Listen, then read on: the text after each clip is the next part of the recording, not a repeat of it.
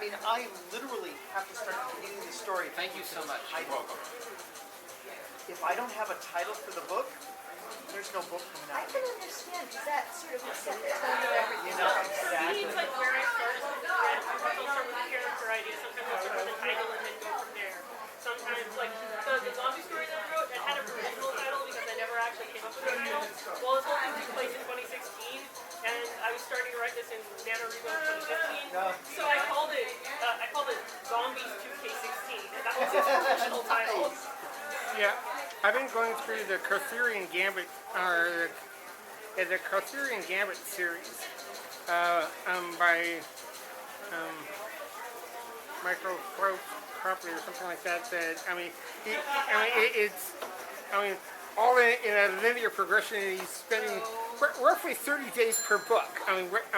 Writing these out one after another, and after another. But he's got, all of the titles, read out already. So he's got the general plot line laid out. Right, yeah. Yeah, because I'm a major plotter. Yeah, I I have to ask, do you work for a publisher, or do you write on your own, or do you No, do a hybrid? I'm on my own.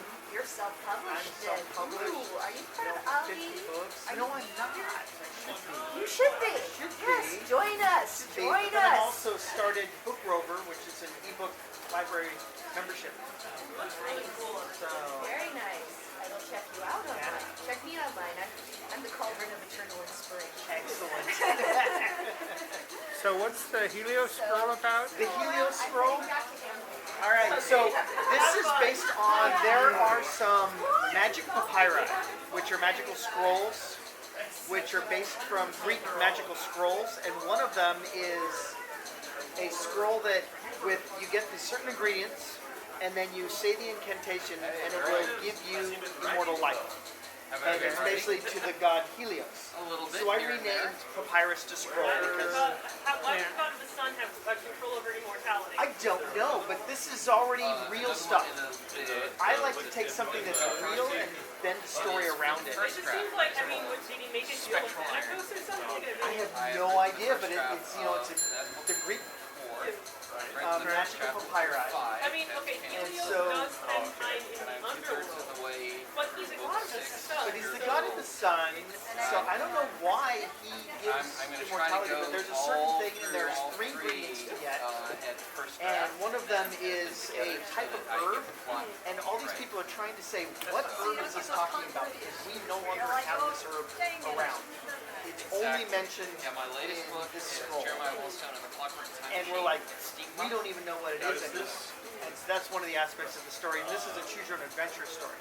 So rather than saying, here's all the choices that happen, this is even harder to write for me because I like to be linear. Every book And now every choice that comes up, I have to write both Jeremiah ways. Wollstone or Jeremiah Yeah, the only way I can write linear is it's like a splitting fractal kind of tree, because Yeah, she's the. it's like this conversation. So it's like this conversation is Fairy supposed to Chick, be. she's the Well, it could go like this, or it could go like that. Right. You know? And Like, when I'm writing an interactive adventure, it goes both ways. I have to write both of them. Yeah. Well, I see it. I don't see choose your own adventure as non-linear. I see it as fractal. The old Choose Your Adventure book. Back 25 years ago, when the Ultimate series was coming out, it was actual role-playing games because what happened depended on who you talked to and when. Right. Where when Ultimate Online changed out, it all became quest-based. So you're following a thread. It's all this quest. Where's the role-play? Where's the interaction? Because having something where if I didn't hear this, I won't find out about that is important. We're just, having saying, okay, you do this, then you do that, then you do that, then you do that. Yeah, and I talk about when I that write, specifically. I write much more and I write much better if I'm writing with other people that I can bounce my ideas off of. And it's better if we're not all writing about the same thing. Like I'm writing my story, someone else is writing their story, we'll just bounce our ideas off of each other. It's like, oh, you're writing this character. Hey, it's a great idea. Do you mind if I steal this idea and work it for my story? The problem is when I do that, because I have 2 kinds of things that I can write. I can world build, and I can write characters. It's pretty much it. Hard science. So when I'm writing on my own, I tend to just do endless world building. Like I will craft all of the, Finding everything. I'll craft all the details of the world. That's craft the world. I don't craft the story. I can't craft the story. My characters are the one. But like, I will be like, okay, this is the climate of this country in this time of year, kind of stuff. Well, this part of this country, you know. But when I'm writing with other people, when I write, it's all character. And it's not necessarily stuff that pertains to my story at all. It's just learning about who that character is as a person. So, what I do a lot of is I run a chat-style forum roleplay. Well, it's actually a chat roleplay at this point. It's actually in a chat. But it's an online text-based roleplay.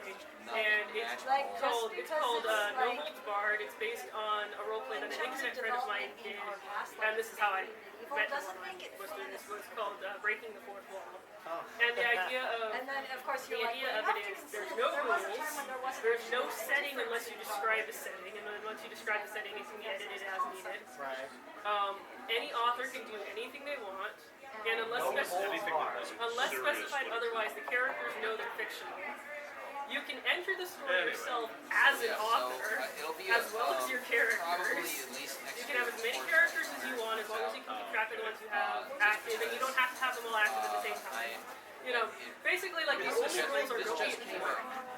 And don't edit other people's writing without permission. Although it's been moved to chat, so that's not really a thing anymore. It used to be on typing pads. I don't know how to